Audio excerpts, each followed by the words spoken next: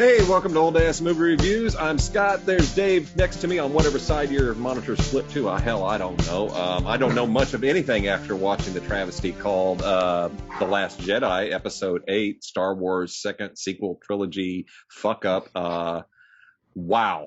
I don't even know where to begin on this. I know Look, let me just back up. I saw this movie in the theater, and that was the only time I had seen it until last night. And I remember leaving it disappointed and like something didn't set right. Yep. And I was disappointed that the path that J.J. Abrams and Kasdan had set out in God damn it, what is the Force Awakens? Yeah, Force Awakens. Were completely ignored.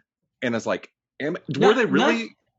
Not just completely ignored, but brushed under a fucking rug and forgotten and stomped on. Well, yeah, and that's what I thought when I first saw the movie. It's like, how did you miss that? What is going on here? And then as time went by, I started to forget things in the movie. Talking to you, other Star Wars fans, just this massive hate on the. Oh, look, we're supposed to start our Zoom meeting right now. The massive hate on the internet. I thought, oh, this is just fanboys losing their shit, which some of it is, but most of it really isn't. I know a few times you looked at me when I was going off on a rant, and you were just looking at me like, how can you hate this movie so much? Well, and it's not that I loved the movie. I just didn't understand the hate. And then we started our Star Wars marathon. Mm-hmm. And I'm getting all of this. I'm seeing all these beats, and I'm seeing what was set up. And it's just I've said this before, and here it is. It's a good movie, just not a Star Wars movie. You know what? You're right, and that is exactly the problem with this movie. It's like Ruin Johnson wrote a movie script. I'm not going to bless that man with his real fucking name. He's horrible at this. It's like he wrote a movie script and then just overlaid it onto Star Wars. You know what I mean? Like this movie script was already written in his cubicle, getting ready to sell it to somebody else. And they're like, hey, Ruin, do you have a movie script? You want to write a Star Wars? And he was like, hey, yes, I do. And then a week later, he's like, here's one. But it was already written. It was another movie that was just laid out. He was writing this during Force Awakens. Yeah, I don't see that's I think I texted you. No, I texted you today about you and I saying it was a movie, but it wasn't Star Wars, and it wasn't. It was way too comedic. One of the things that I remember reading when this movie was coming out, right before it was released, and I was just like, oh God, this is going to be horrible. Somebody wrote, it's the funniest Star Wars yet. Like, no, it's not. And two, that's not a good thing. Here's the thing. The humor that comes from Star Wars, believe it, for me, is the droids, the interaction between your main characters, Han and Chewie, C-3PO and R2-D2. Right. You've got the groups, and in this movie, you don't get that. Janine brought that up to me last night. She said, R2-D2 and C-3PO were shoved to the side. Han's dead.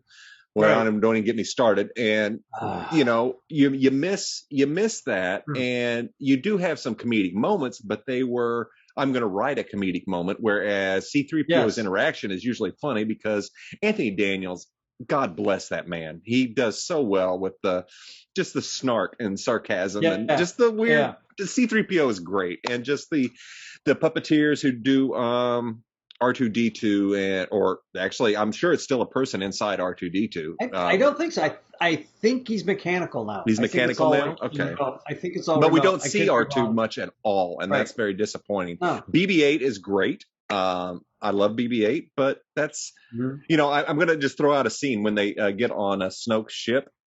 And they put basically a trash can on top of BB-8, and he looks like an Imperial droid. It's perfect. That was funny. And it's the old joke that R2-D2 looked like a garbage can. I didn't catch that. So when he takes the garbage can and puts it over him, I was just laughing. I was like, that's actually funny. That's actually a funny joke. Even in the very beginning, we'll go back to the very beginning when Poe shows up and he's got his X-Wing and he's flying towards the Dreadnought. That was pretty fucking comical. To talk to Hux. I mean, it was very funny. It's a very funny scene. that should not have been in Star Wars. No, That was I not agree. the opening scene you want for a fucking middle movie, in my No, opinion. I And want I know it. It needs some to people might have boom. loved it and thought it was the greatest thing in the world. Poe should have just been badass, crazy enough to be in an X-wing and attacking on his own. Yeah, He should have been just like, no, fuck that guy. yeah, I fucking hate Hux. And if he was going to make that kind of phone call, it should have been like, I'm coming for you, Hux. yeah, But yeah. just been badass about it. Like, It I'm felt coming it for felt you. very out of place. Now, I will admit, I laughed. I think it's a very Yeah. funny scene, but it's so uncharacteristic and out of place. Um, it's kind of reminiscent of the scene in Episode 4 when I think Han is at the control panel. They're breaking Leia out on the Right. Death Star, and Right. he's like, "Oh, everything's okay here," and it's Yeah. clearly not. It's reminiscent of that, Everything's and it's just fine. yeah, and then just shoots it. And there's where I have a problem with Poe's character. I kind of like Poe's character, Mhm. but it's almost like they were trying to macho him up to such an extreme that he became a joke rather than being a tough guy. You know what I mean? I want to And that's branch what they off on did. They that. emasculated any man in this movie. And I used to think that people were overstating that. And until last night, I would have said, no, I think you guys are reading into it a little bit. But until last night, every man was a joke. Every man was a fucking plot point. They took away everything for Luke. They took everything away from the Jedi Order. This movie did everything it could to destroy Star Wars. And I think they did it on purpose. You'll never convince me that they didn't do it on purpose. And when you and I would talk, and you would tell me that, and I'd talk to other people. I'm like, yeah, right. No, I don't think so. But reading an interview I read this morning with Marsha Lucas, who had her hands in so much of this. And I didn't know George a little bit. Yeah, I didn't know that George even had I guess a story made line up for this, and who knows how it was. But right. I'm going to quote her from the interview, and they have Luke disintegrate. They killed Han Solo. They killed Luke Skywalker, and they don't have Princess Leia anymore. And they're spitting out movies every year, and they think it's important to appeal to a woman's audience. So now their main character is this female who's supposed to have Jedi powers, but we don't know how she got Jedi powers or who she is. It sucks. The storylines are terrible, just terrible, awful. You can quote me, J.J. Abrams, Kathy Kennedy, talk to me. This is somebody who knows Star Wars, has been there, knows George's vision, knows the feeling, edited the fucking movies. And she's like, what the fuck? You went out to destroy it. And she was friends with Kathleen Kennedy. Yes, I did read that as well. Of all the people you would think Kathleen Kennedy would call for girl power, and I'm sorry, Spice Girls, that they've used this and destroyed your whole little schnookums there, but the whole girl power. But they took that. You'd think they would have called up Marsha Lucas. Well, you would think. At least, okay, if you're not going to call up George, like who would be the first guy you would call, you'd call up Marsha, the second person you would call, the person who edited it. I want to add on to this. This is from the editor, Mary Jo Markey, who edited The Force Awakens. She co-edited with others, and she's done a lot of editing through a lot of big movies. She's actually a really big deal. She says deliberate changes were made. I couldn't agree more. It's very strange to have a second film so consciously undo the story of the first one. Nobody's that's ever what done it felt that. like. Nobody's ever done that before. Here's somebody who made the movie, knows as an editor, you know all the plot points, you know the beats you got to hit, and then to see it change so much, she believes it's deliberate. It feels fucking deliberate, and it was absolutely deliberate. And I want to talk about that. Why? I just don't understand the why. And I don't know if you have any insight into that or any. My insight is only from what articles I've read and what gut feeling I have. And my gut feeling is Kathleen Kennedy is a hack. She's always been a hack.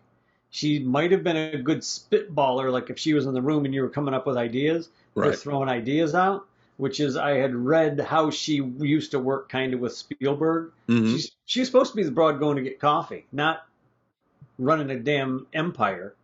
Right. She was literally, that's how good she should have always stayed. She should have been the coffee girl, getting the ideas, maybe a second producer, whatever that would entail. She should have never been given the reins of Star Wars ever. She's not good at it. Well, She did it purposely, and I think it was an agenda. I think it was all agenda driven. For whatever weird effing thing is going on in her head, it was all female, female, female, female, man bad. Well, the man created a universe that you went into shit on, and you had strong females. You had strong female leads there. You could have built on them or built on. Rey's a good character. She's a great character. I love Rey. But I hate that she's given such a shitty script.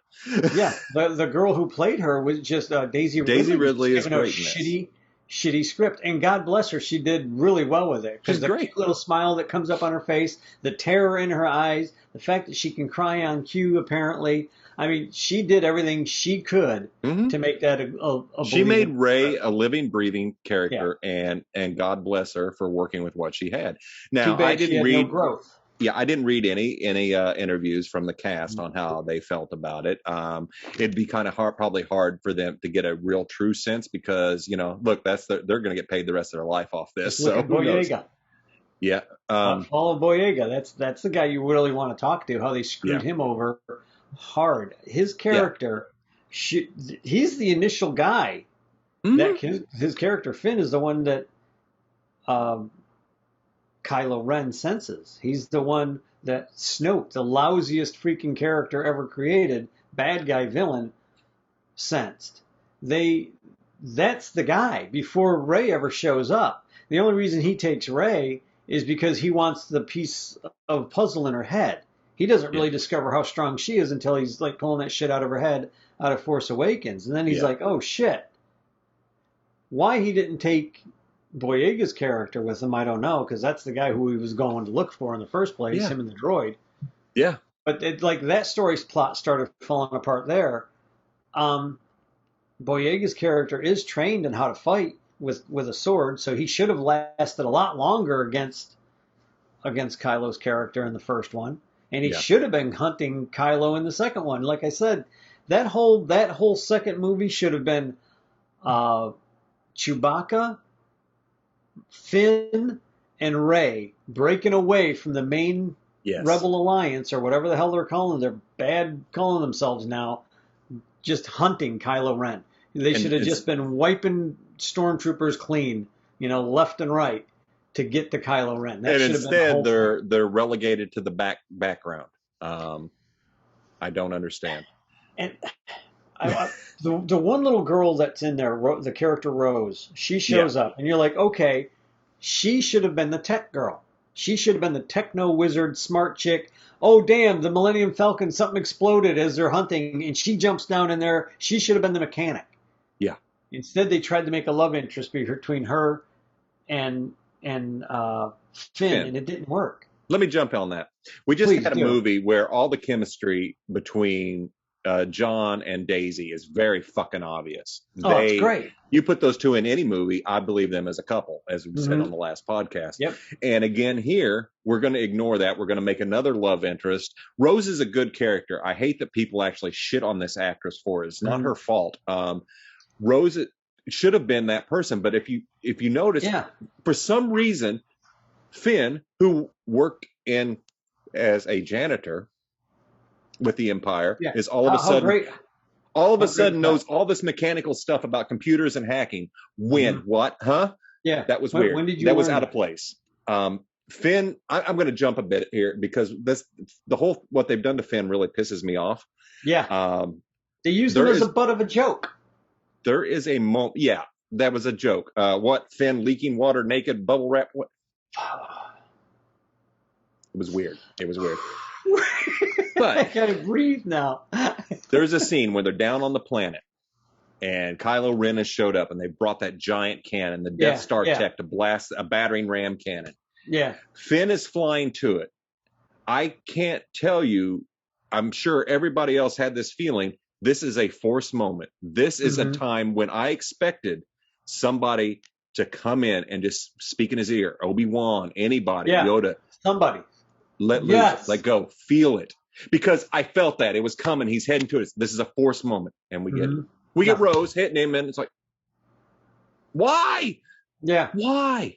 Finn has the Force, but we're going to ignore that. Even if it would have been Kylo Ren talking to him, even if Kylo Ren would have been stretching out to him going, you don't want to do this. And then that could have been a turning moment for his character where he actually kind of joins the dark side. Like, he's like, oh, no, I see what Ren's doing. I see what Kylo Ren is doing. Oh, yeah, he's right. Just had like a weird psychotic whatever moment because he's under such stress to try and save everybody. And Kylo's like, well, I'll tell you what, if you don't do this, I'll save all these other people. You won't kill them. But you're right. Something should have been happening in that. It was a setup for that, and nothing fucking happened. Just like this whole fucking movie should have not fucking happened. That's all I'm going to say on that. Do you have any notes? Because I think notes. I've got notes. Let's talk some notes. I stopped taking notes towards the end, about halfway through. I was just like, "What's the point?" Because we could bitch about this, and I know a lot of people are, and I've heard from fans that they're looking forward to for our take on this and getting their popcorn ready. So God. Right I now hope you have your popcorn ready. Don't talk too much. I want to pop my corn. First note. Oh God. Here we have Luke hiding because he feels like a failure. You know who didn't feel like a failure? Obi-Wan. When his Padawan became fucking Darth Vader, much more powerful than Kylo Ren, Luke is relegated. Luke is relegated to a little bitch in this movie, and it's unacceptable. And Kylo Ren only killed a handful of pupils, whereas Vader went and killed every freaking Jedi. Blew up planets, everything. Blew up planets. I mean, So, but Obi-Wan didn't lose his shit and say, I'm going to hide. But again, the demasculation. They're emasculating it. I really hated what they did to Luke on this. That was bullshit. It was all done on purpose. Yeah. Now, I have no problem with a powerful male or female figure. Oh, no. Rey was good. She should have been a great character. She should have been growing, not just always powerful. Yeah. That was a little weird. You get it? I don't know. I'm powerful. I know how to pick up. Even freaking Snoke says something about the fight. She defeated you in a freaking fight, and she never even picked up a lightsaber. Yeah. How? I don't give a crap what books anybody wrote in the last 15 or 20 years because I stopped reading them. No. Luke had to train.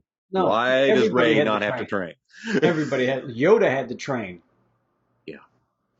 Yeah. Anyway, I'm sorry. Go ahead. Yeah, I didn't like how that was. My other note is not related to the movie per se as anything that goes on, but how the fuck do you get a trilogy deal after this mess? Disney has since taken that away from Johnson. I was going to say. How the fuck do you get that? That was a plan ahead of time. Oh, yes. Thank God somebody came in, looked at that movie, saw how miserably it failed, and then how miserably the next one failed and said, no, this is all your fault, Ryan. And that should have fired Kathleen Kennedy right there. It should have. That movie alone should have gotten her ass fired. Yeah. If she was a guy, you want to talk about sexism, folks? If that was a guy, I honestly think you would have been fired. Well, it would have been let's talk about. I think so. I'm going to bring something up, and I can't think of the guy's name. Trevor or whoever originally was doing episode 9 was fired, and they brought Abrams back in. Yeah, because they didn't like his script, and I would love to see Duel of the Fates script somewhere. It probably fixed everything. I heard it did. I wonder if he just went in and fixed everything. I heard it did. I also heard that a lot of it dealt with Carrie Fisher's Leia, and that was problematic. So there's a lot of rewrites, but rewrites happen all the fucking time. Help me out here. I thought power sources for ships and everything were kyber crystals and stuff. Yeah, that shit that they went and stole in the Solo How are movie. ships running out of fuel? I don't know. I was thinking about that last night. I'm like, how are they running out of fuel all of a so sudden? Quickly? Not just eight movies in, ships now have to be fueled. We've never done it. Not just fueled, but fueled after every jump. Well, wait a minute. After every jump? When? That didn't make any sense. When did that happen? Here's what I thought. Talk about a convenient loophole. And it's like, well, no, nobody does that. Nobody. I think Rian Johnson watched. I think the episode is called 60 Seconds or 60 Minutes or something. It's a Battlestar Galactica episode where the fleet is jumping every 60 minutes because the Cylons are on top of them, and it creates a tension, a stress. Is that one of your notes? Kat looked at me and she goes, "The fucking Cylons did this." Thank you. She goes, "That's a fucking Battlestar Galactica moment." And I just laughed. I said, "That's where he stole it from." I guarantee you, that's where he stole it from. It was great. Kathleen was asking the same goddamn question. So like, how the fuck are they running out of fuel? And I'm like, I don't fucking know. Because it was convenient to make a point. Yeah, in Battlestar Galactica, it works. It's fucking stressful and everything. It does not work here because what the hell? But they've always set it up that the Galactica was running on some type of fuel that they had to do. They had to recharge or do something after every FTL jump. Yeah. You know? But it's like, oh my God, no, we're not watching Galactica. Galactica is a much better fucking story than this. That's for goddamn sure. God damn, there's so much wrong with this story. I literally got to a point of looking for things that were good about this rather than all the obviously bad shit. I've got one more note. We can go through yours and we'll talk about some good. I don't know if I wrote any of them down. Okay. There's two characters in here that are weak as fuck and shouldn't have been. One, Snoke. Should have been a hell of a lot more powerful to see that coming. Mm-hmm. Two, Phasma. Not enough Phasma at all in this. No. She showed up to die. It's some bullshit. There you go. There's another powerful woman, a powerful character, a very well-rounded character. Great character. The bit that they cut out that would have made her even more evil is whenever Finn is standing there talking to her, saying, "Well, how do you think these troopers would act if they knew that you're the one who dropped the shields on, Death Star planet or whatever the hell it was?" And she, all the guards, you just see all the guards aiming their guns at Finn, and they just kind of start looking over at Phasma. She has to kill all the guards that are surrounding him. Yeah. Before her and Finn can fight. I'm like, why would you cut that scene out? Why in the hell would you cut that scene out? Well, she should have never died. She should have come back in the last movie. She absolutely should have. She shouldn't have died. She was a powerful character. I like Phasma. That's a good character. Now, is that the was it Beskar? The Beskar, armor? yeah. Beskar. I read somewhere that is supposed to be made out of the armor, which was Padme's ship from the first movie. I don't remember where I read that. I don't know how true that is, but that's Beskar armor. Which, when you look at it, knowing what we know about Beskar now, is why the fuck did you need shields, and why were you worried about a ship shooting at you, Padme? Exactly. Because the shit's just bouncing off Phasma. She's a great character. Finn took her out way too easy. Rey took Snoke out way too fucking easy. Mm-hmm. It's just it lessens Rey didn't take out Snoke. Well, Kylo did. But was still, it Kylo? Okay. Yeah. I wasn't exactly sure. I thought it was pretty way too easy. Way too easy to kill the guy who's supposed to be, we'll say, second in command at this point. I do love the interaction again between Kylo and Hux. Yeah. It's great.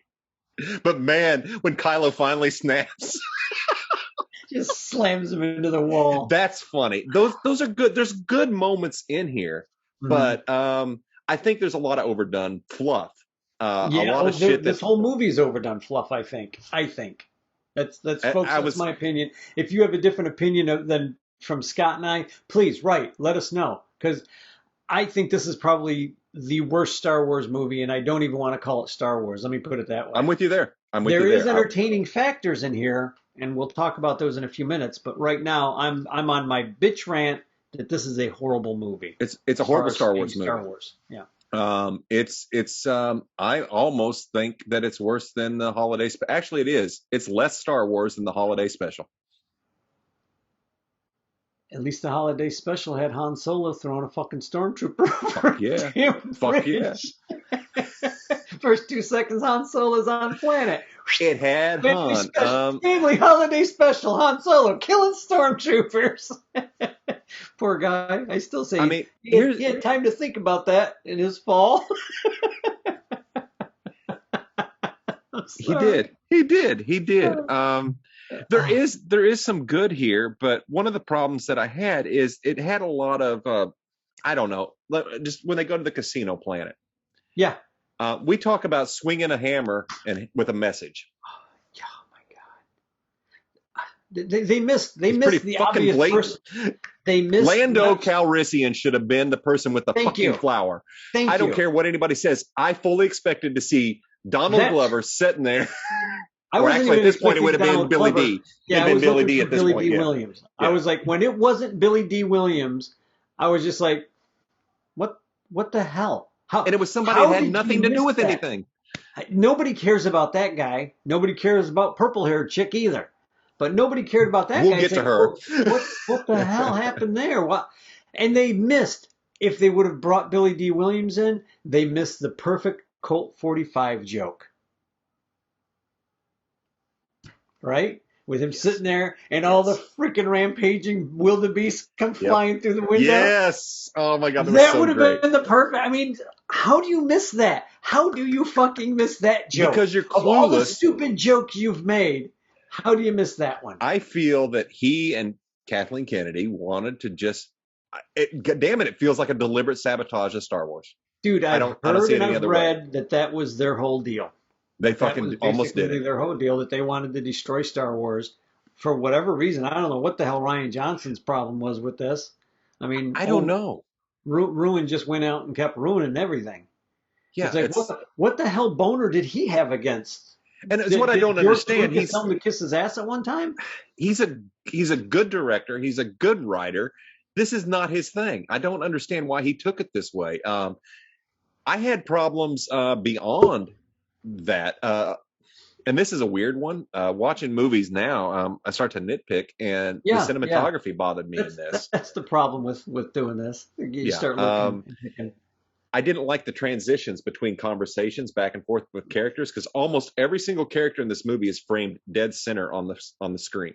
It's really weird. Star Wars. There were no swipes. It's off-putting. I don't think there were any swipes in this. Like Star Wars had. There's something that's close, but there weren't any swipes. But when they go back and forth between talking, everybody was positioned in the middle, and it was very jarring to me.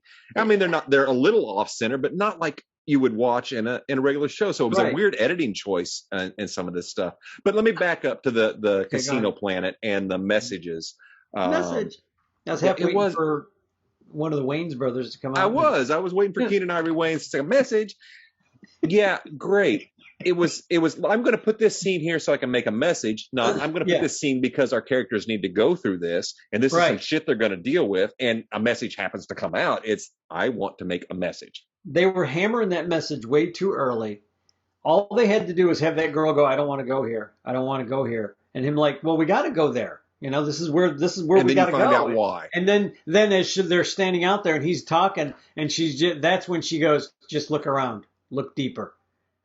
You know, then that would have come across a little bit more subtle. But to sit there and just hammer it and hammer it and hammer it, it's just like, okay, I don't need your fucking life story, little girl. All right, we're in the middle of a war here. There's like 400 people counting on our, for us to go back and take them. I just love it when somebody who has millions makes a message about hating the rich. Yeah, isn't that nice? I just don't know what to say about that. That's all I'm going to say about that.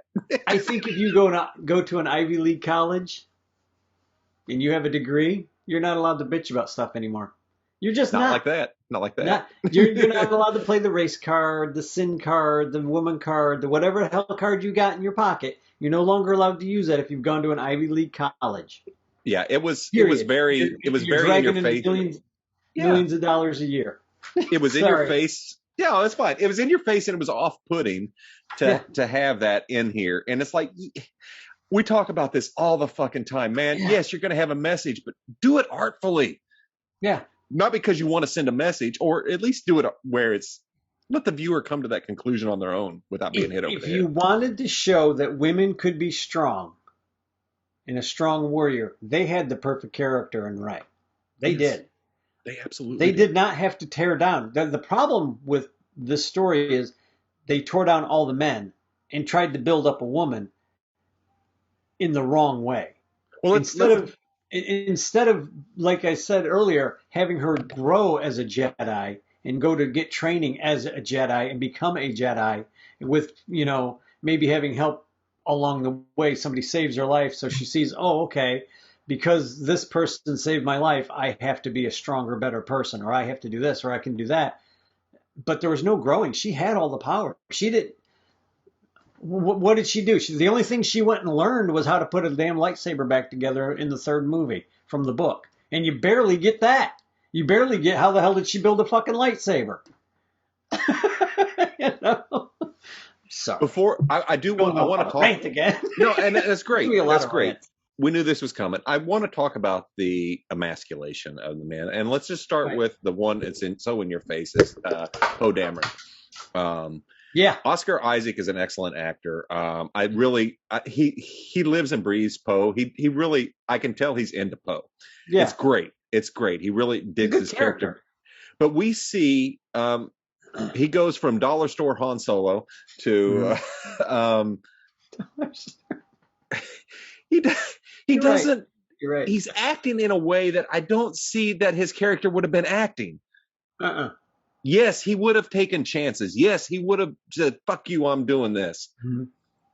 But man, it just seemed out of character for him to have a whole fucking mutiny. That was weird. Well, do you know what? The mutiny didn't bother me. We'll get to that. Let's do, because that involves purple-headed woman. Oh God. What a horrible.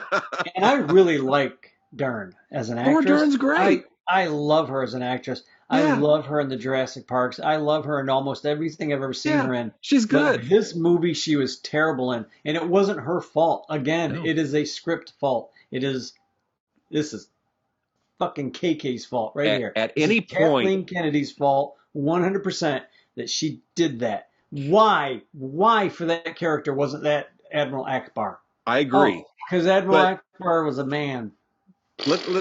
Was he? He was a fish. Who cares? He was a fucking fish. I don't know. I always just, but it's a trap. That should have been Akbar. That should have been Akbar in that ship. Yes. Whenever he's turning the ship, they should have been trying to communicate with him, going, "What is this? What is this that you're doing?" He goes, "You want to know what this is? It's a trap."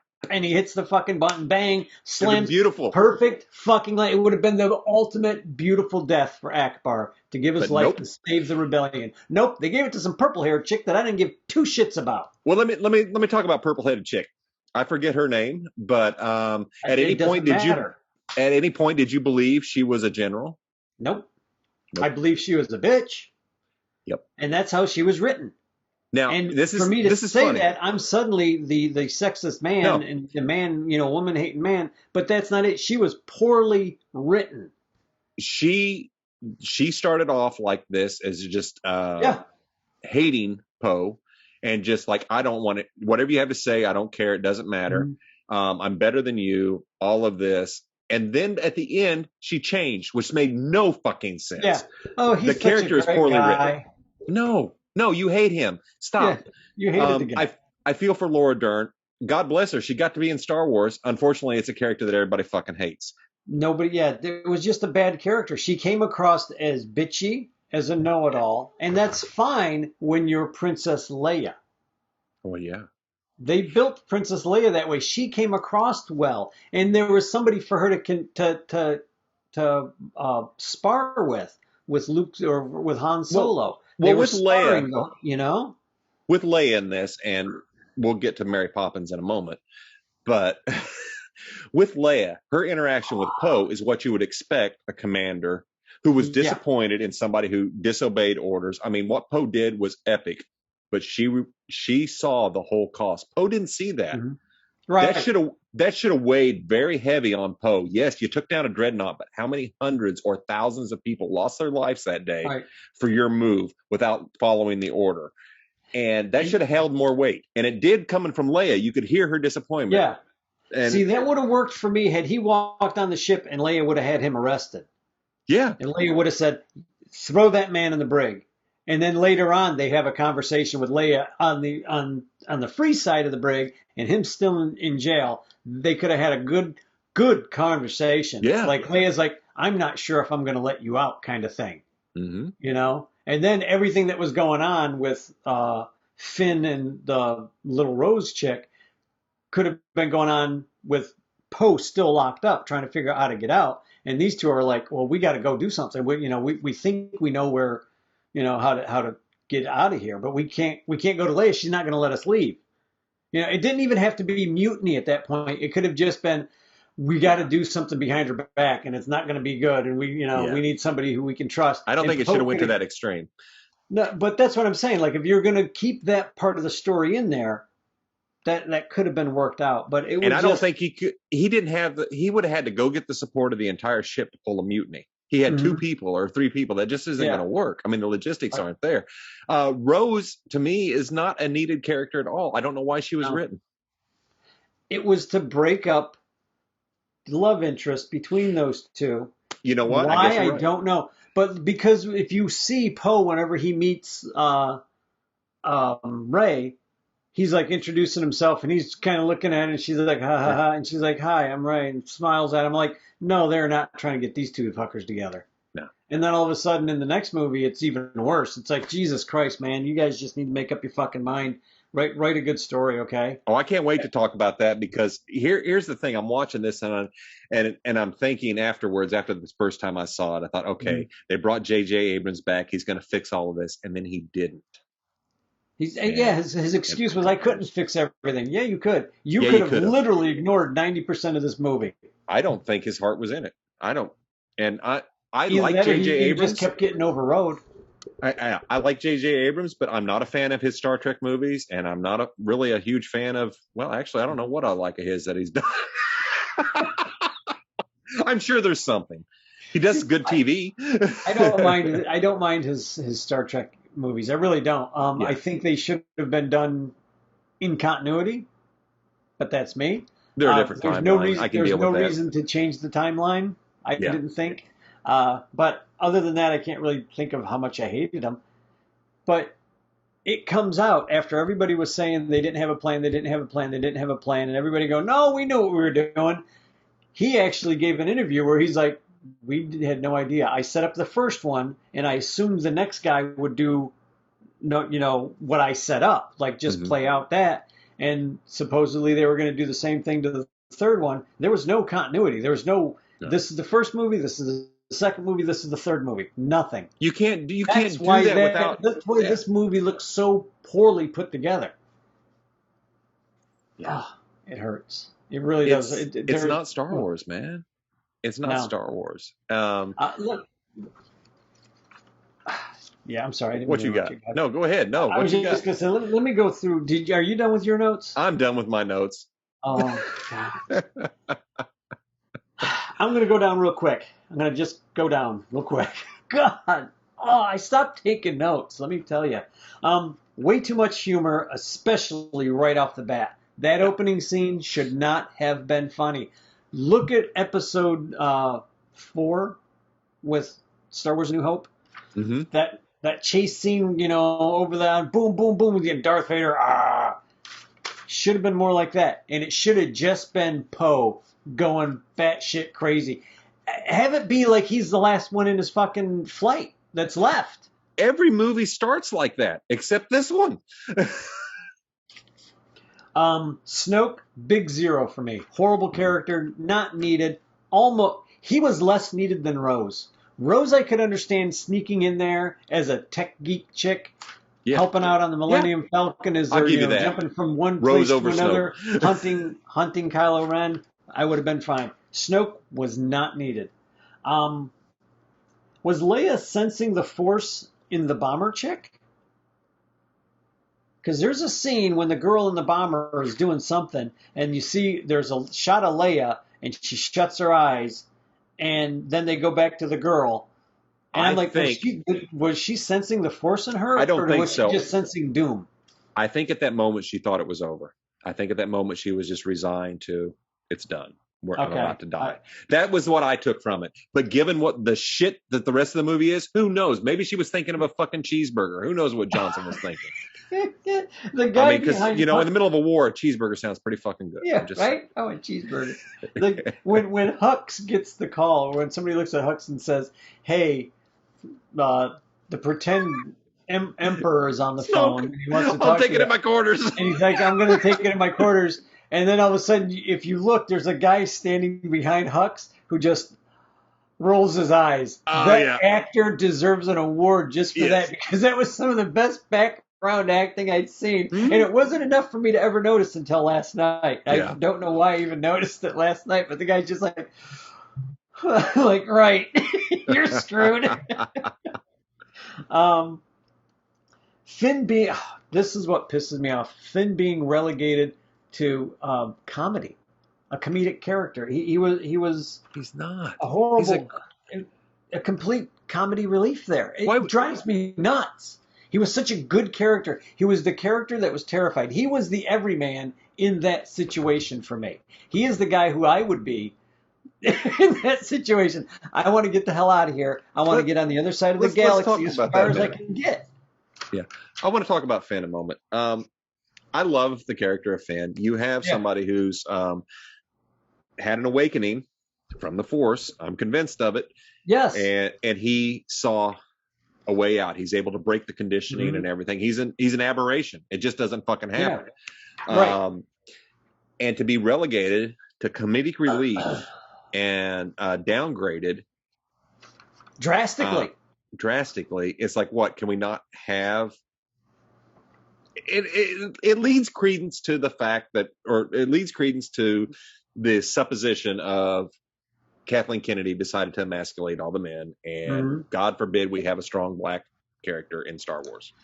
Well, what pisses me off about Finn's character more than anything else is when Disney, its whole spine straight up, was gonna send this movie over to China. Oh yeah. Poe was made, I think Poe was made bigger. Finn, who's on the main poster in America, is made much smaller, almost dis-fucking-peers on the Chinese poster, because the Chinese government basically said, we don't like black guys. Could you take them off the poster? Disney can say fuck you, but no. Disney should have said fuck you. Then we're not releasing our movie in this country. You want to know why? Because that's not where they make their goddamn money in reality. Yeah, why everybody thinks they make so much money there is beyond me. I don't know. I don't care. Just if a country is going to be that racist, don't do business with them. I can't speak for China, and I'm just going to go off on a little thing here. I'm just going by everything that I've heard and read and seen. I don't know about China, but I did spend 2 years in Japan, and yes, I know Japan and China are not the same. They are an Asian country, though. And Japan at the time in the 80s, and what I understand still now, is incredibly racist toward black people. I mean, for fuck's sake, you could go into a store to buy toothpaste called Darky and it had a black man in a top hat on the front of it.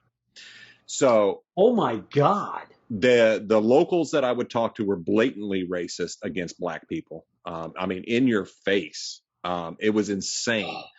I don't know if it's changed or not, but I don't know if that's indicative of that area of Asia. I don't know, but that was Japan, and it's like, wow, really? God damn.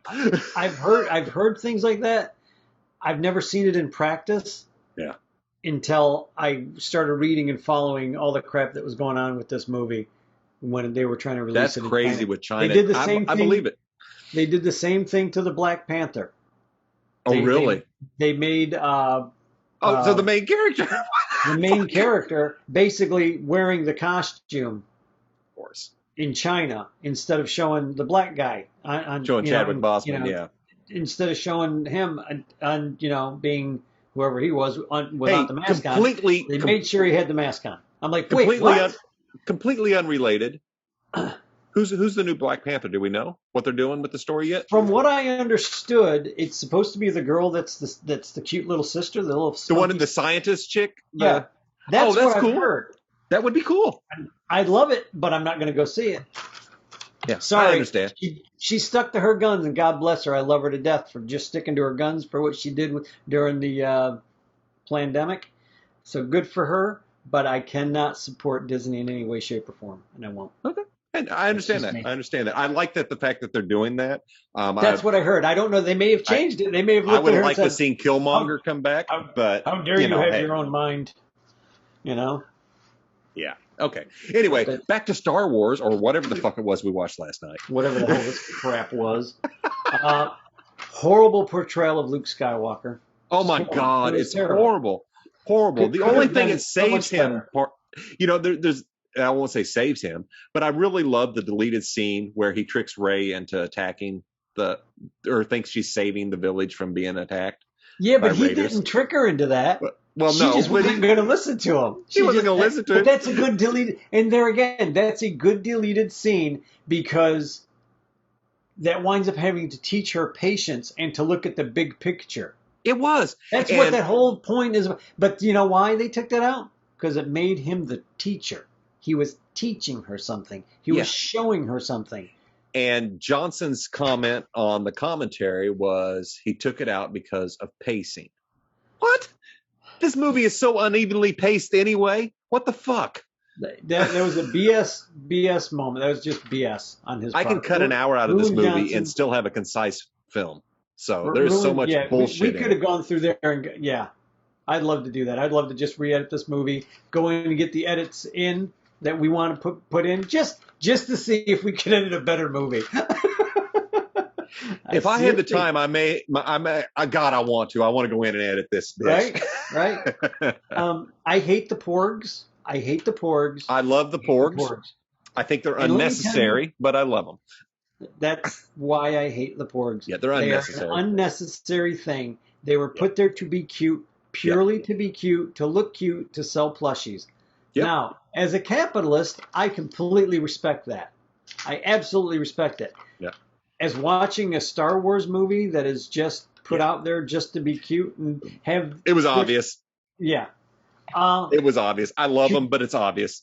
Chewbacca would have ate that goddamn pork. Oh, you're damn right he would have. All the movies in a row to this one, he would have ate that pork. That stupid little pork would have been looking up at him. He would have went... He would have snatched that fucker up and ate it. Yeah, he would have ate the other one next.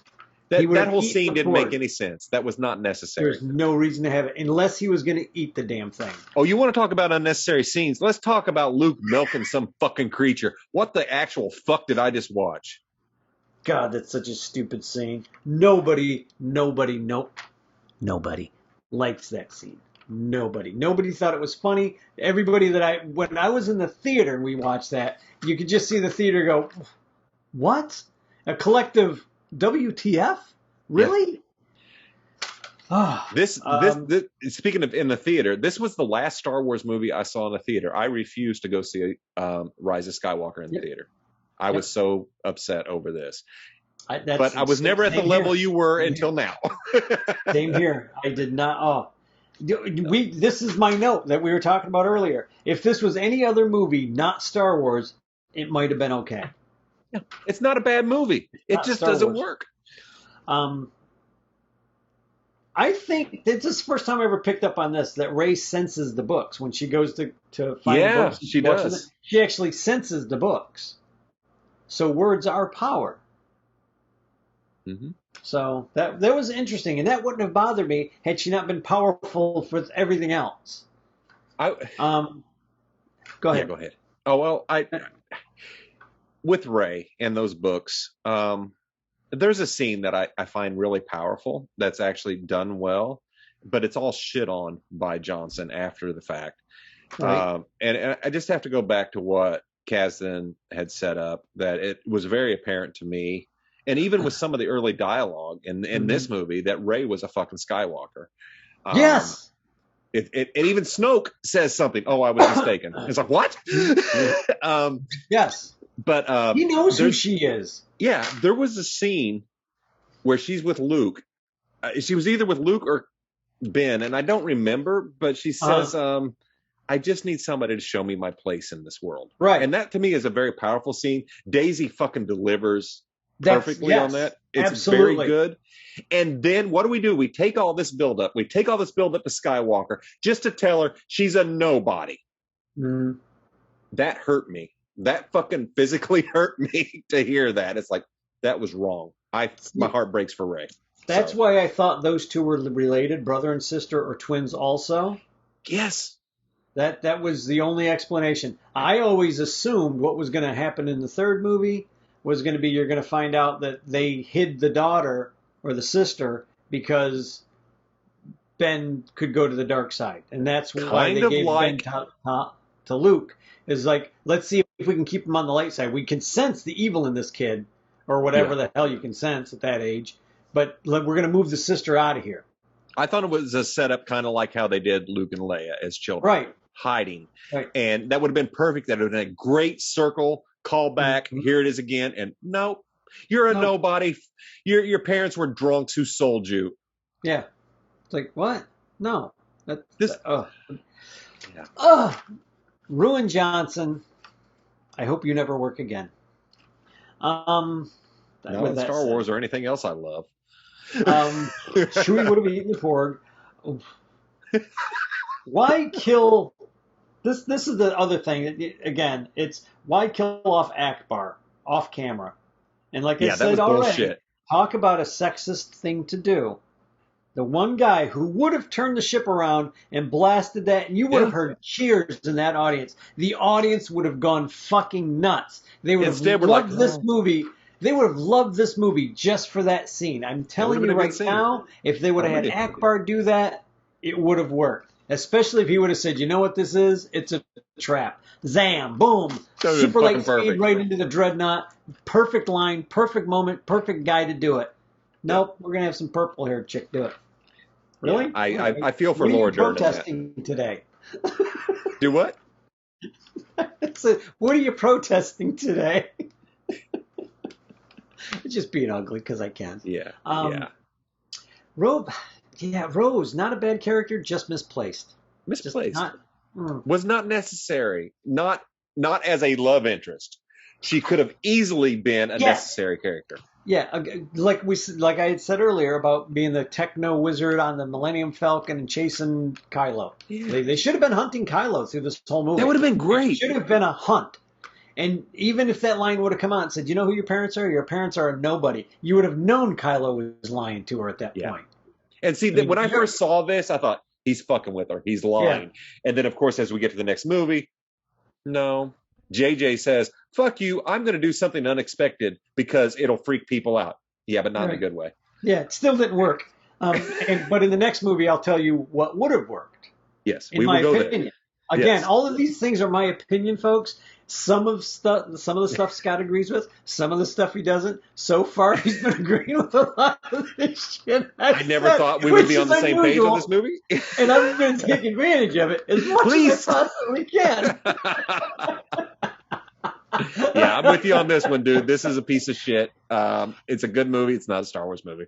They were talking about breaking into the Dreadnought and getting all the little technical things and shutting down. How the fuck did they get the schematics to a Dreadnought? How did they know where to go? Not be able to get on it on their own.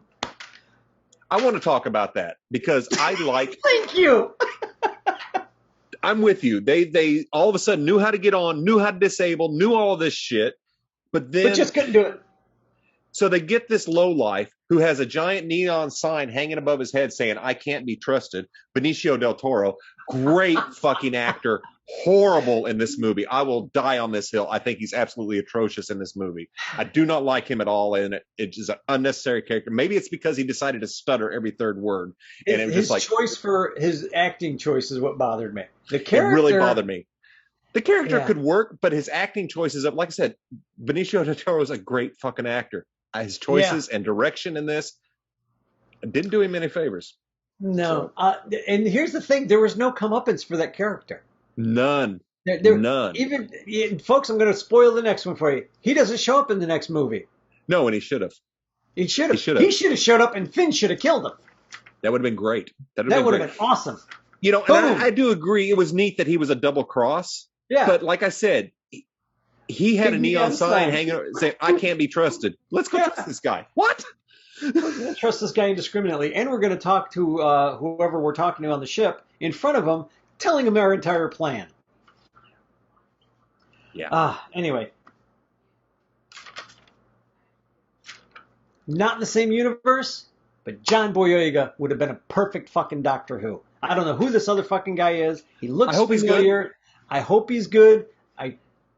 I think I know what direction they're going to go in, and if they go in this direction, it's going to kill the franchise. I hope they don't. I hope Russell T Davies does what he always does, comes in and writes like Russell T Davies. And I hope he does too. And if he goes PC or lefty or woke or whatever the hell word you want to call it. Just make a good story. He's going to destroy the damn franchise. Now, if he just makes a good story and the characterization is what I think it's going to be, I'm fine with it, as long as it's good stories. As long as he doesn't go, crazy. Yeah, I was reading about the auditions on this, and I can't pronounce the guy's name, so I'm not even going to try. I've seen it. He immigrated to Scotland as a young kid, but he's from Rwanda, so he has a name that I'm sorry, I'm not even going to butcher it. I haven't seen anything that he's in. I have read a lot of people rave about him being an excellent actor. Great. I hope so. He's young. I like that. That was, a lot of people's complaint with Matt Smith, but I thought Matt Smith was actually really good as young. And I will say this about Matt Smith. When I first saw him, I was like, he's way too young. Oh my God, this is going to suck. But 5 seconds after he shows up on screen, I'm like, he's the doctor. Yes, I mean, I totally bought it. I was like, he's the doctor. That's okay. I'm in. Oh, you got a sexy redhead? I'm here. And this guy may do it. What I was reading with Russell T Davies said they had went through the audition process. This guy was the very last audition. Russell says they had already picked their doctor. This guy came in, blew him the fuck away, and they hired him on the spot. So it's really, yeah. Here's my only problem with hiring him. They should have never told anybody who the new doctor is. I agree. I would love it to have been a surprise. Never let the world know who the new doctor is. Because we're going to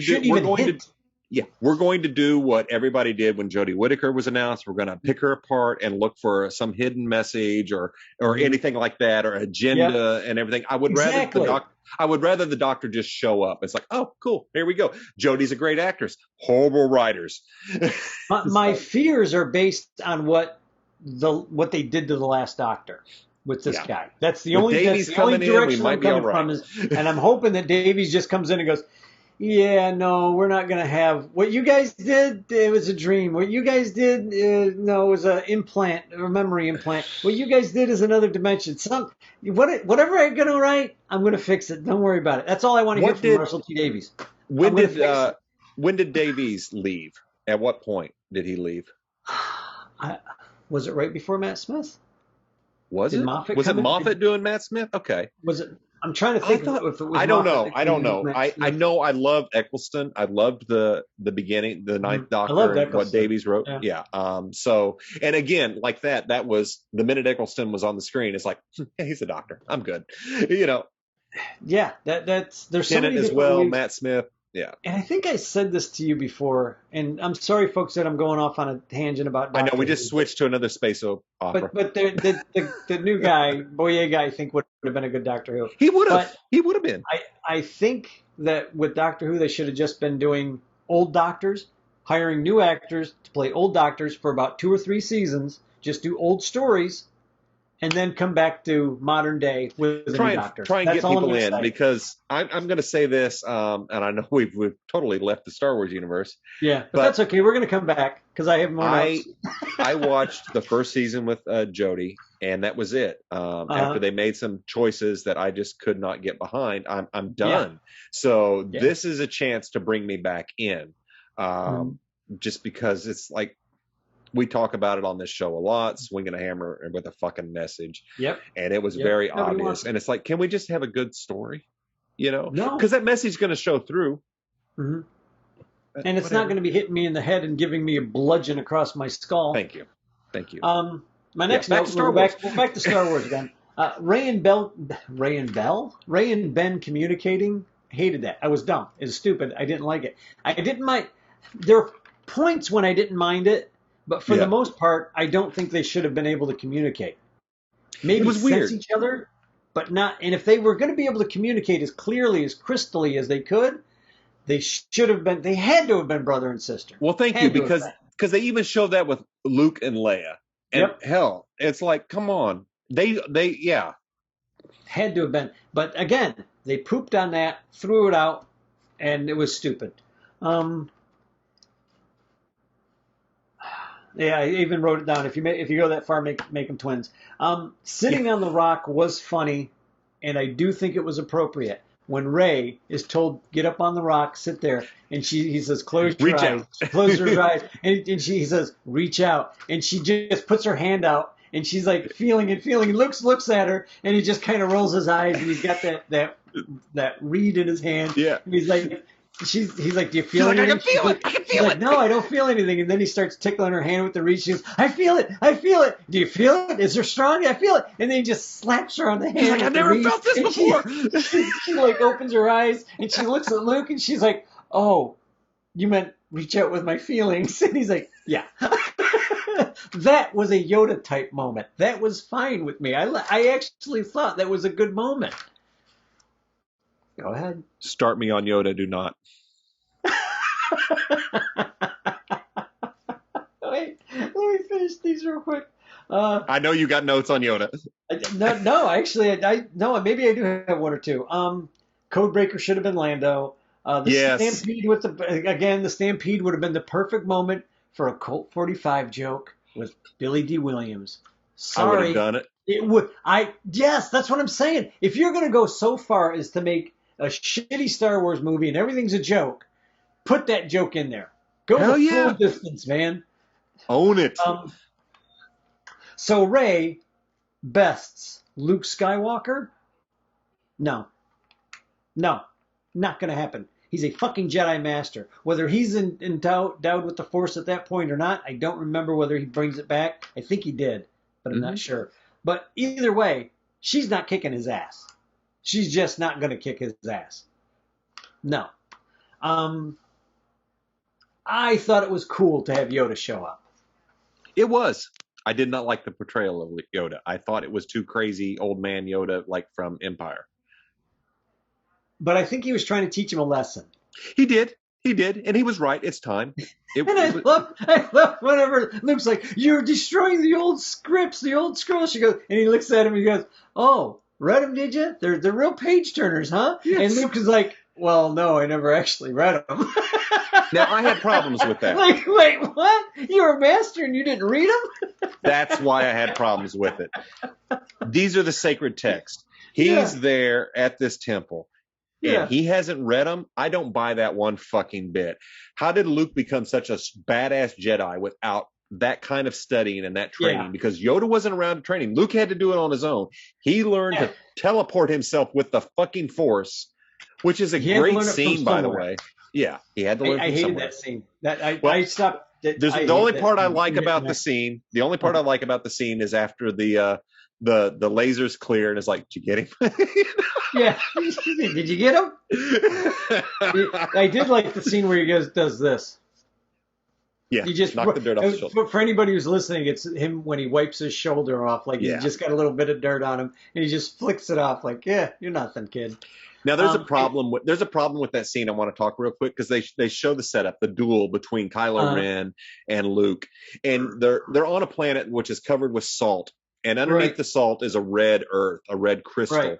Right. When they both appear, the ground is solid red. There's no white anywhere. All of a sudden now there's white, and you can see their tracks. And they did it to give the audience a clue that Luke really wasn't there because he's not leaving any marks. But he wouldn't have because there wasn't any fucking salt there. How do continuity people miss this on a multi-billion-dollar movie? I don't know, or $1 million movie. Yeah. The same reason they missed it on a multi-million-dollar movie, that it was a crappy script. They didn't care. Or maybe they didn't miss it.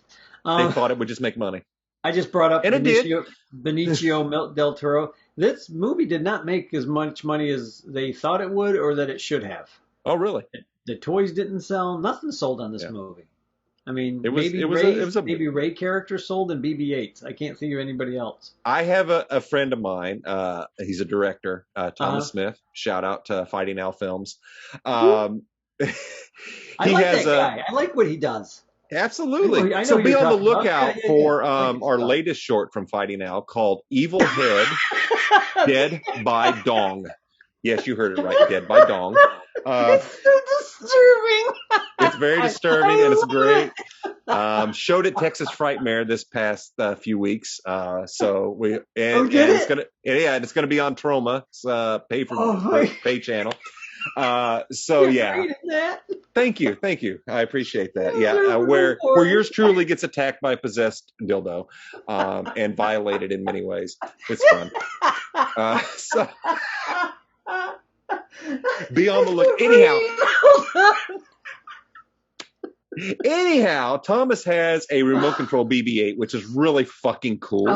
And I love that. BB-8 is one of my favorite characters in this trilogy. I always love the droids. It hurts me though that the droids we know are not really in this. Yeah. And well, they show up a little bit more in the next one, which was a good good save. And there again, you had a moment. Here's a moment that they could have expanded on. Whenever Luke was in the Millennium Falcon and R2-D2 wakes up and starts talking to him. That could have been a moment. At that point, point on, R2-D2 should have been following Luke around the whole time. Yeah, because I like that because Luke's like, R2? Yeah, he was happy to see him. Yes. Yeah, they start talking and R2-D2, he says, "You're on this fucking godforsaken planet? What kind of shithole are you in?" But he's just beeping because Luke is like, "You watch your language. No, this is my home." Did you notice that Rose could talk to droids? Everybody can talk to droids in this one. I was really confused by that. How's everybody talking? So was I. Up until now, not everybody can talk to droids. And then suddenly Poe can talk to droids. Yeah. Rey can talk to droids. Even fucking Finn was starting to talk to droids. But Finn, Rose, I think, had the Force. But Rose, just out of nowhere, she's talking to droids. Sorry, not buying it. Now, see, I think Poe more gets the beeps and bleeps. You know what I mean? Like, I don't think he understands what they mean, but I think he gets the I can buy that because he's worked with BB so much. Yeah, so much. The people, whatever he's doing, he can kind of pick up on, like, oh, shit, there's a problem. He can tell by the beeps and which beeps and bleeps he's using. That's what I think Poe is going by. But Rey is sitting there having a conversation with him. It's like, wait, or not Rey, Rose. Yeah, that was weird. Wait, you're just a tech. Yeah. And there was no Force thing with her. There was no hint of any kind of Force thing. I think Johnson was trying to make it where everybody had the Force. And we've talked about that, where, yes, I believe it could be, but he made it where everybody was Force sensitive. And it doesn't mean I understand a freaking droid. Thank you. I mean, if I'm Force sensitive, it doesn't mean I can understand a droid. I'm thinking that's upper level shit. Yeah. You know what I mean? That's what I want to jump real quick because I just said something that reminded me of the ending with the little boy and the broom. Yeah. I thought the Rebel ring was really cool, but I had a problem when he reached out and the broom just went into his hand. Right. Yeah, that's where I have an issue. My problem was you're going to show a little kid that's about ready to hit an alarm. He's going to hit that fucking alarm. That you're part of the Rebel Alliance. Yeah. He's going to get that. He's going to understand. He ain't going to know what the fuck that is. He lives in a damn stall with a big... I don't even know what the hell those things were. I don't know. Horses with human faces. It was really fucking bizarre. Really creepy. Purple-haired girl, bad writing. Just bad writing, bad character. Should have never existed. Should have been Akbar. She wasn't necessary. Akbar would have been in there. Who is this? Akbar would have been fucking perfect. Person? They put somebody in there to die that nobody cared about, and they killed the guy off screen that everybody liked. Which blows my mind because they fucked around and killed off fucking Han Solo and Luke Skywalker right in front of us, but not Akbar. Yeah, not Akbar. Didn't give Akbar a good out. The thief never gets his comeuppance, and at the end of the movie, I wrote this down whenever I was watching this. How did the kids find out what happened so quickly with Luke Skywalker fighting Kylo Ren? At the end of the movie, the kids are like, the one kid's telling a story. Yeah, they're telling a story. And they're sitting in their little pit of... And he's got the little figures and he's telling the story. I'm like, that just happened. That literally just happened. Anyway, that would have been something years and years in advance. There are moments. Here are things that I did like. I did like the little fish people. Every time Rey was doing... The caretakers are great. Because they're like... She was trying to do something, she would screw something up, and they would just look at her like... Destroy their shit. who is this freaking person that's just destroying our home? That's why I love that deleted scene where she comes to the village, the celebration, and they're all looking at her, and she just takes her lightsaber and waves it in the air, and they're like, they're all like, hey! See, that scene should have stayed there because it also catches Rey at a moment where she's ready to fight. She's ready to kill everybody. And then she realizes what an idiot she looks like. And if she just turns off her lightsaber, turns around and leaves, they're all going to go, what an idiot this girl is. What the hell was she, what was she doing? But instead, she starts waving and she starts dancing with him like, I know, I was just taking a big entrance. Hi. It's a great scene. It's a great scene. I love that scene. The one that's not in the movie. I honestly think most of those scenes that they cut out should have stayed in the movie, and a whole lot of the crap that they left in should have been pulled out. I agree. If you were going to have Ben and Rey be able to communicate and see each other, when they touched, the minute they touched, should have been the moment that they knew that they were brother and sister. The moment their hands touched would have been the boom. That should have been the moment when they touched. Instead of Luke coming in and blowing up the house, that should have blown up the house. When they both, she goes flying backwards and he's on wherever the hell he's at, flying backwards. And he's getting up and he's like, he could have literally stood up and went, my sister. Yeah. And that's all you needed. Is like, I need my sister. And anything. And I'm going to turn my sister. Me and my sister are going to rule the galaxy. Something, whatever you want to say, to make it like I need her on my side. Yeah, but nope. I agree. Everything. And I want to say something about this because it's we watch a lot of movies and everybody does, and you watch something and you expect a certain outcome that you would. Hey, I would have loved to have seen this. Mm-hmm. This is not exactly one of those moments. Yes, I would have loved to seen it, but you know why I would have loved to seen it? Because the movie before set this shit up that I was supposed to see it. But that's what I mean. Like, if you're going to do that, if you've got all that set up, even the scene where she's down in the pit and she's God damn, that was a wasted fucking scene. It was completely wasted because that should have showed so many different things. She should have been having so many different visions. There would have been a good vision of Dark Rey. Like Luke Skywalker having the vision. I thought that's where we were going. I thought this was the cave on Dagobah where he's in that area. That's the same kind of cave it's supposed to be, that kind of thing. And I'm like, okay, all you're showing me is a bunch of reflections. What the fuck are you reflecting? And that scene still doesn't make sense. After the last movie's said and done, it doesn't make sense. Luke's vision on Dagobah makes sense whenever you find out Vader's his dad. You're like, he's becoming his father. That's what that whole thing was. Yeah. Got it. He's very much Anakin in those, and that's what's great. Who's Rey? Anyway, this movie, there were good things about this movie. They should have paid off and did not pay off. I agree. The humor was okay. A lot of it was misplaced.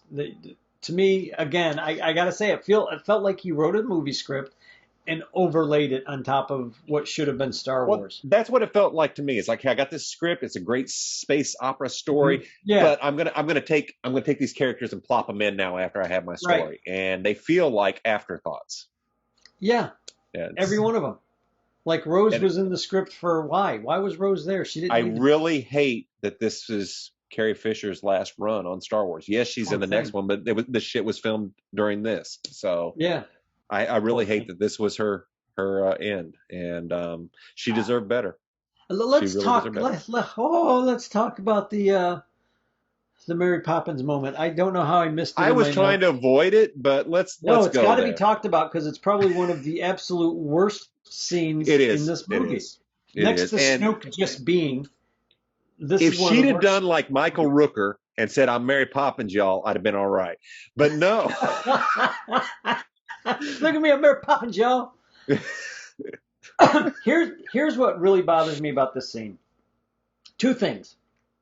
One, that the bridge gets blown up and she gets sucked into space and she Mary Poppins her ass back to the airlock. That's one thing. The way that scene could have been fixed is as Kylo's getting ready to shoot, and you see him take his thumb off the shooter, like, yeah, I'll kill my dad, but I can't kill mom. He couldn't do it. And those other ships come flying in. They shoot their torpedoes. This would have been the perfect time to show how powerful she was with the Force. She could have just like waved a hand, and you could have seen the missiles go off into either direction. And then you could have seen Kylo at that moment go, "You fuckers almost killed my mom." That would have been a great moment. Blow those two ships out of the air. Like, just blast them. Yeah, I feel... And then him start turning around, that's when he gets called back. And he's like, okay. And nobody realizes that it was Kylo Ren that blew these other two ships up. Yeah. You know what I mean? It would be a great turning point for Ben. It really would. It would have been a good moment for you to wonder, okay, wait, what... Is he going to be dark side? Is he going to be light side? This is where the conflict really starts. And it would have been good for him and his mother to have a moment to touch minds. They needed it. As he's pulling away. But I mean, as he's pulling away, with her still alive. You know what I mean? Like, I do. On the bridge of the ship, like Darth Vader and Luke Skywalker were having. Yes. Like, come join me. And she could have even said that, like, come join me, Ben. We can, we can stop all of this now. Yeah. Peacefully. And I think it's just really hard for me. Han should have never been killed. Bottom line. Not that way. We talked about in a previous episode how I think Han Solo could have died bravely. For me, it makes Ben not redeemable because he's done a lot of things. But he did help blow up like 6 planets. Yeah, he's kind of a bad guy. He's a bad guy, but you know what? His mama still loves him. That's my baby. That's my baby. He's such a good boy. He's a good boy. He's a good boy. He never did anything wrong. You are the athletic ideal. Yes, but anyway, yeah, I agree. I think that would have been good. I don't like that it was just, wow, all of a sudden Leia is like the most powerful fucking Jedi out there, but we never get any sense of her training other than she's force sensitive. And I would have liked to have seen more of that. Here's the thing. J.J. Abrams at least had an appreciation for Star Wars, even though I don't like some of the things that he did. With Rian Johnson, it really feels like, do you not even like this? Do you not even like? Were you just getting a fucking paycheck and you just said, fuck it, I'm going to do what I want? So one of the interviews I read was like, they had mentioned like he had his stuff as just like, I'm going to do what I want, Right. And that's what he did. He did what he wanted. It feels like a personal attack. It does honestly. feel like and I'm not talking about a personal attack against me because the guy doesn't know me from shit. Yeah. I only know him from this very bad movie and probably several other things that I'm sure I looked at and went, this is a bad movie. Who did this? But that's beside the point. I think that it felt like a very personal attack against either society or against George Lucas as an individual. And the only thing I can think of is if George Lucas one time told him, you suck, get out of my office. And this was his revenge. That's all I can think of. Yeah, it's weird. Why else would you treat characters that are so good? Like, really, Rey's a good character. She's a great character. Poe's a good character. Why would you take those? Chewie's a great character. Han, Luke, Leia. I mean, they're all great characters. Why would you piss on them so badly and try and destroy a multi-billion-dollar conglomerate for any other reason other than your own personal belief or your own personal hatred for someone? Yeah. I don't understand. And before people say we're just like, full of shit or whatever, stop and think a minute. He wrote a script. The Disney execs, or at least Kathleen Kennedy, read it and was okay with it. That tells me all I need to know about her. She shouldn't have been okay with this. No. But she was. No. She was the one that was supposed to be taking care of it. And you can see through these movies, through Solo, through Rogue One, and then this one is where she really gets her hands deep in. Look at how many problems these movies have had just getting made and getting finished with the directors and everything else. Since she took over. So that tells me something. Nobody else was having these troubles with any of the other movies. They are now. They are now. They're having trouble with everything now. Yep. That would tell me that if this was anybody else, she would have been fired. Yeah. They're afraid Yes, for that's whatever weird. reason that, oh no, she's going to say that, we fired her because she's a woman. We fired her because of this. We How fired her about we because of fired her that. because she tried to destroy Star Wars? That's a good enough That fucking would be reason. if I was That's what I Chapek, would I'd be say. like, I'm firing you. Well, you can't fire me because no, I'm firing you because you lost us billions of dollars. You lost us the trust of the fans, and you lost That's the us. big one. That's the Yeah, big one. but I want to not talk to about that. them. They're more worried about the money, and I would hit her with that. I mean, like Yeah. you lost billions of dollars. All those toys that we had to sell at 95% Yeah. off. They were in the freaking bargain bin before the movie was even released. Yeah. Yeah, well, that's why. Have a nice day. Yeah. Hit the road, Jack. There's and I want to bring up something that's kind of related to that. I recently watched the new Star Trek series, Strange New World. I'm sorry. Oh, I thought it was fucking excellent. It was. I feel it was brilliant. I take it you haven't seen it. Yes. I won't watch any new Star Treks. It's a takeoff of The Day the Earth Stood Still, and it's an homage to it. It's really good. Right. I love it. Dave doesn't, for various reasons. We'll talk about that in another podcast. It's fine. I absolutely am a big fan of the new Trek, Right. Discovery, Picard, and now Strange New World. However, one of the things that was interesting was I watched an interview with the producer Akiva Goldman, who is known to make some shit. Now we'll leave it at that. But he had a great comment when people asked him about creating something that fans are so attached to and such a big fandom. How does he feel navigating that when you've got such strong opinions and everything? Right. And I thought his answer was wonderful. He says, number one, I'm a huge fan. I'm paraphrasing, folks. I'm a huge fan. All I can do is hope that people see what I see and I don't fuck it up too bad, or I don't do something, that I'm a fan, I really want, and that I hope other people feel the same way I do about Star Trek. And you're never going to please everybody. And I thought that was a great answer. He knows he can't please everybody, but he sounded like he acknowledges that there's people with other feelings. When we get to this, it's like Johnson said, fuck you. I don't care if you're a fan. Kathleen Kennedy said, I don't care if you're a fan. So, and whenever people called them out on this, whenever fans were calling them out on message boards or on Twitter or whatever, they were calling them haters. They were calling them sexist. They were calling them racist. Yeah, they were calling them every true. name in the book. But the problem is none of that was true. The people that were having problems with Finn, I know there were some people that are like, a black guy being a Jedi? Yeah. What? And it's like, well, did you not see Mace Windu? I don't know. What, most powerful Jedi in the freaking galaxy next to Yoda? Motherfucker. You didn't have a problem with the 3-foot green alien with big ears? Hey, did you see what Samuel L. Jackson had said? I forget who he was talking to at Disney or whatever, somebody in charge of Star Wars. He's like, this, you guys have a history of bringing people back.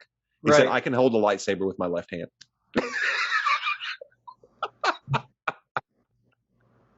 Well, you just have a mechanical right hand again. That's okay. I know. I just thought it was funny. It's like, I'd love to see Samuel L. Jackson return. How would you write that? The only guys who could bring him back would be Favreau and Filoni. That'd be the only guys that I would trust with. Those are about the only two I trust with Star Wars at this point. But my thing is, some people had a problem with him, but most had a problem with him being shit on in this movie. Mm-hmm. That's how I was always taken. Anytime I read something, it was like, these people are like, well, what the fuck are you doing to Finn? Yeah. What the, he's just nothing? And people are like, oh, you're sexist. Oh, you're racist. Well, how is that racist? Well, you don't like Rose. Well, I don't like Rose because she doesn't fit in your story. No. The only people that deserve that shit are the ones who actually went online and attacked the actress who plays Rose. Those are fucking shitheads. Sons of bitches. They should have been. Now, see, that kind of shit I could see going, you know what, we're shutting you down for a couple of weeks. And you guys need to calm the fuck down. Yeah. I could get that. But or I could get, just as an actor or an actress and, somebody hating my thing, you need to die in front of, boop, block, boop, block, boop. I would block. Dude, I've spent my days before blocking people. Boop. I get a phone call on my phone that I don't know. Boop, block. Yeah. I don't know who it is. There's a lot of toxic assholes out there that take it too far, and it is important to note that is as we criticize Star Wars. I know there's some out there. Oh, those guys are sexist because they don't like Kathleen Kennedy. No, I don't like her because what she's just fucking did this series. Yeah. It has nothing to do. If it was a guy doing it, I'd be bitching the same. Yeah. Yeah. Oh, yeah. Make no mistake. Go back and watch the first episodes 1, 2, and 3 in our review of George Lucas and what he did to those movies. Let's talk about how much we shit on Lucas for that shit. So I'm Well, just that's what I saying. mean. So if Yeah. you're going to call me a sexist, well, what are you going to call me when I'm attacking George Lucas? Yeah, exactly. So Exactly. this is going two ways. Lucas couldn't get fired because Lucas owned the goddamn company at the time. You can't fire the boss. I feel like this is somebody who doesn't understand that they're in charge of one of the biggest franchises and fandoms in the world, and they don't care. They didn't care. I think they understood. Yeah. I think they didn't care. I think you're right. I don't think they cared about the fans. They didn't care about good storytelling, and they damn sure didn't care about the story or the characters that were in the story. I would hate to write something in this universe because of knowing the fans. You would have to take a look at everything, and you'd have to be sensitive to that. You're not going to please everybody, but you can also not shit on everybody, and that's the problem. Yeah, I think some of the problem was also when Kathleen Kennedy came out at one point and said, "Well, we just didn't have anything to build on. There's no history here for Star Wars. There's 35 years of history on the making of Star Wars to this Did she point." really say that? She came out and said something. I'm paraphrasing, God. but that's basically what she said. We're starting from scratch. We don't have anything to start with. And it was like, wait, what? And people were calling her out on it. People were literally calling her out on it. And people were saying, well, you're sexist for calling her out on it. Oh, you remember when didn't you want to be treated equal? Well, this is equal shit getting shit on. I'm sorry. If I wrote something this bad, if I ever wrote something this bad for Star Trek or Star Wars or something just set up F you characters, I don't care, I would expect some hate mail. Maybe not death threats. Well, maybe not death threats. I'm not saying go death threat anybody. What I am saying is if she shows up online, say, hey, you're horrible at your job. You need to quit. Maybe. Yeah. Don't get ugly. Just say, maybe you should step down. Maybe you should step down. We should give a shit about what the fans think. I know, and that's that looking down from your ivory tower bullshit. It's like, there you go. I don't like that. We don't. As fans, we can see that. I wanted to love these movies so much, and as we go through everything, I'm telling you, I have less appreciation for them after watching this stuff in order, and the goddamn prequels are better than this. Yeah, they are. I can't believe I just said that, but it's true. They are. But you and I had talked about that a little bit before, too. Yeah. Like, as much as I hated the prequels initially, watching these makes me appreciate those prequels. Yeah, and I really wanted to watch this because as I love Rey. I hate that character has been shit on. You talk about that she's powerful women wanting to have powerful women. I don't know why it got me thinking of other shows, other movies, and I guess there's been a lot of one person who I think writes great powerful women, but from what I understand, he's a piece of shit. Is Josh Whedon? Right. He writes great, but he writes good, strong women. I have never felt watching a Josh Whedon show that I was getting hit over the head with a fucking message. Right. Ever. I just saw these are great characters. Oh, they're women. Oh, that's nice. Well, look at Ripley in the Aliens, in the Alien movies. Good, strong female lead. Nothing was beating you over the head. Hell, those guys should have listened to Ripley in that first movie. You always listen to the woman with her cat. And that's just all I'm saying. Just saying. Who else? We've talked about a couple of other people. Yeah. There's several that do it. Well, there's a whole lot. I mean, you look at Princess Leia. She's a strong woman. She's helping to lead the rebellion. We didn't get enough of that. If you go into the books and show Mon Mothma is teaching her how to be the leader, she's picking up on that. So it's very interesting. It's a very good story. She's a good, strong character. You don't need. Oh shit! I can't think of the lady's name that was in all the Terminator movies. Sarah Connor, Linda Hamilton's character. Linda Hamilton, yeah. Then they had the Sarah Connor Chronicles. That's very hard for me to say. I'm sorry. Sarah Connor very good, strong lead. I mean, she's powerful. She's not I You know, she can't think starts of the out actress one way. in there. I can't think of who that was. That was God, I can't it. They remember had her a name. growth for Sarah Connor. She was this Yes. meeky little, young teenage girl, maybe in her early 20s, partying, la la la la la. And then all of a sudden, she's got to grow up quick. And she's learning. She's learning from a guy who gets killed that is the father of the savior If of the rebellion or whatever it is. if our listeners haven't watched the Sarah Connor Chronicles, I highly recommend it as a great part of the Terminator universe. Excellent fucking series. I didn't see the last movie. Was it any good? I have no idea. There's some movie or other. The last one with Linda Hamilton and Arnold Schwarzenegger, Yeah. it's fucking great. Is it? I've not seen it at all. I don't know anything about it. Dude, I highly recommend it. If people shit on it, that's fine. Or if you think I'm crazy, that's fine. I absolutely love this fucking movie. It picks up right after Terminator 2. It is fucking awesome. I'm going to say this. Arnold Schwarzenegger has retired as a Terminator because he's completed his mission of killing John Connor. Spoilers. Right. And which he does right in front of Linda Hamilton's character. Kills her son right in front of her. It's No shit. fucked up. No shit. Now I got to see this fucking movie. And this is the best part. Since he's completed his mission, now he does interior decorating and hangs curtains and designs. You're lying. I'm not lying. And it's You're funny lying. as fuck. I'm not lying. Why would they do that to that character? He has started a family because that was his programming. It works. It sounds stupid. It works. It's funny as fuck. And it's awesome because when she shows up and sees him at his house in this little cabin, she just fucking opens fire. Oh, shit. It's good because the last time she saw him, he killed John. Right. So it's now, really damn it! Now you got me intrigued. I want to go. Dude, it's fucking awesome. I went to the theater to see it. I got to share this story. It's really great. When I was dating my wife, Janine, our first movie date was Terminator 2. Oh, nice. This movie, I can't think of the name of this Terminator movie, came out on our anniversary. So guess what? We went to see Terminator. It was fucking perfect. Yeah, it's great. I highly recommend it. Very cool. Highly recommend it. Now I'm gonna have to watch it because I've Dude, never. it's fucking awesome. I don't like the other movies they came out with. I couldn't stand them.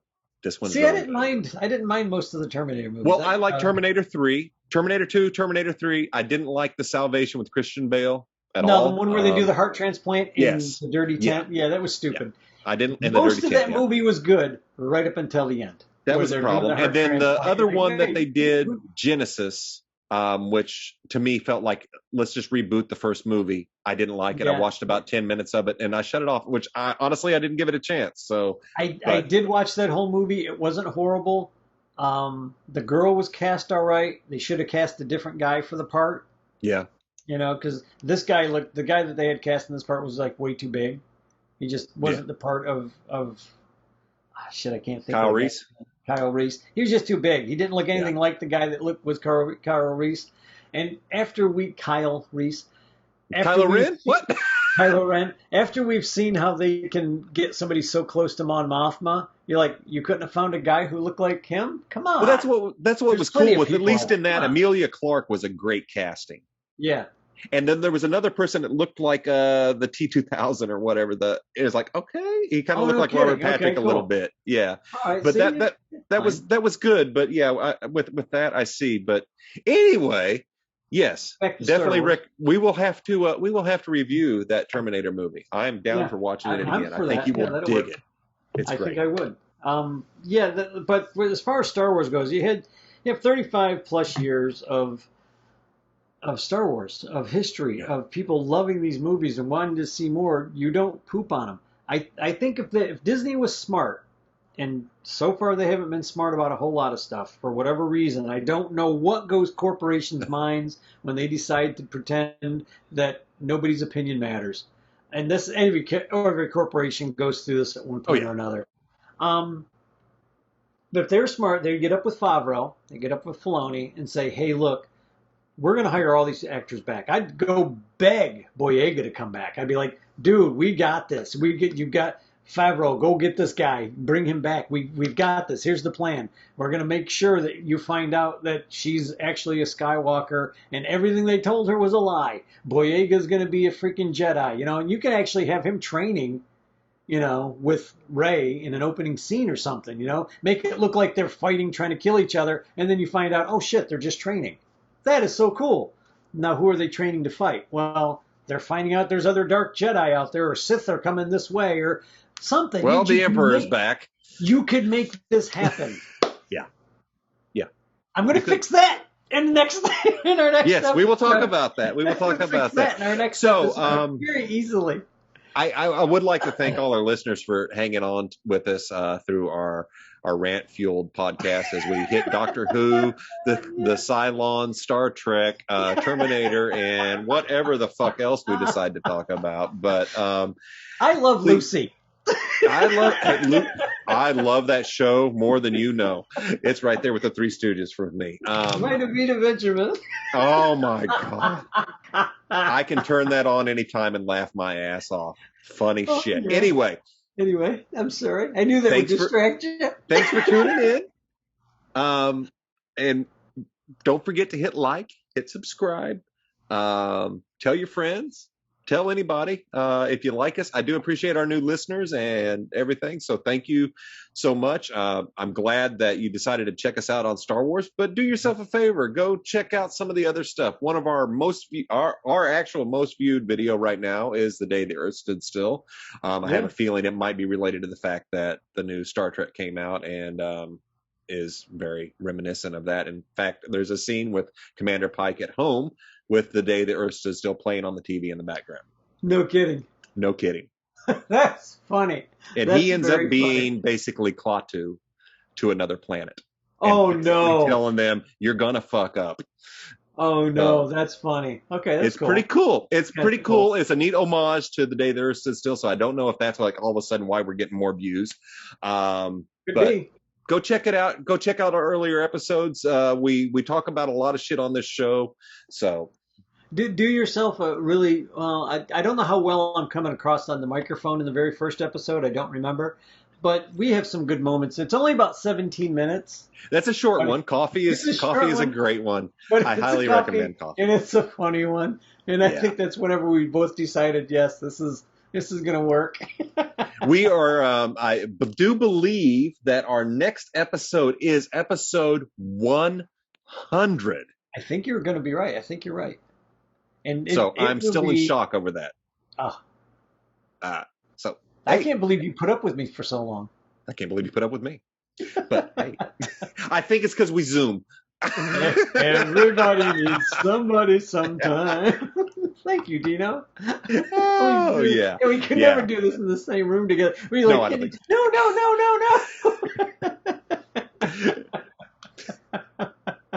As long as we keep on movies, we good. Stop hitting me. No, I still don't like this movie. Stop hitting me. So I would ask your final thoughts, but I already know them. This is going to be weird for me. I would like to say this is a miss, but it would be like a don't watch. But no, do watch it. Do watch it.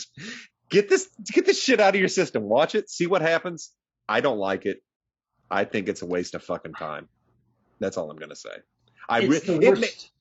Go ahead. It makes me not want to watch the next one.